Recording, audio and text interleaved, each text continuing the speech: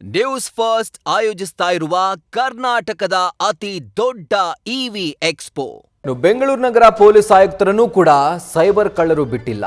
ಒಂದು ಕಡೆ ಸೈಬರ್ ಕಳ್ಳರನ್ನ ಹಿಡಿಯೋಕೆ ಪೊಲೀಸರು ಹರಸಾಹಸ ಪಡ್ತಾ ಇದ್ರೆ, ಇನ್ನೊಂದು ಕಡೆ ಕಮಿಷನರ್ಗೂ ಕೂಡ ಈ ಸೈಬರ್ ಕಳ್ಳರ ಕಾಟ ತಟ್ಟಿದೆ.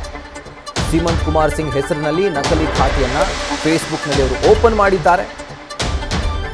ಅವರ ಭಾವಚಿತ್ರವನ್ನು ಬಳಸಿಕೊಂಡು ಒಂದು ಅಕೌಂಟ್ ಅನ್ನು ಓಪನ್ ಮಾಡಿ ಈಗ ಸದ್ಯಕ್ಕೆ ಆ ಸೈಬರ್ ಕ್ರೈಮ್ಗೆ ಮುಂದಾಗಿದೆ.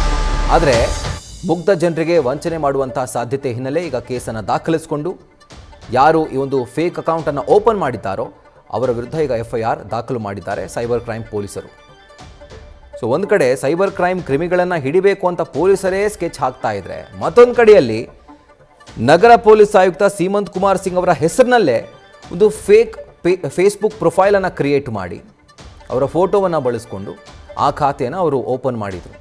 ಸೊ ಎಲ್ಲಿ ಇದರಿಂದ ಇನ್ನೊಂದೇ ಎಲ್ಲೋ ಒಂದು ಗೊಂದಲ ಆಗುತ್ತೆ, ಎಡವಟ್ಟಾಗುತ್ತೆ ಅಂತ ಅದನ್ನು ಅರಿತು ಈಗ ಪೊಲೀಸರು ಯಾರು ಆ ಒಂದು ಫೇಕ್ ಅಕೌಂಟನ್ನು ಕ್ರಿಯೇಟ್ ಮಾಡಿದ್ರೋ ಸೊ ಆ ಒಂದು ಸೈಬರ್ ಕ್ರಿಮಿನಲ್ಸ್ಗಳ ವಿರುದ್ಧ ಈಗ FIR ದಾಖಲು ಮಾಡಿಕೊಂಡಿದ್ದಾರೆ.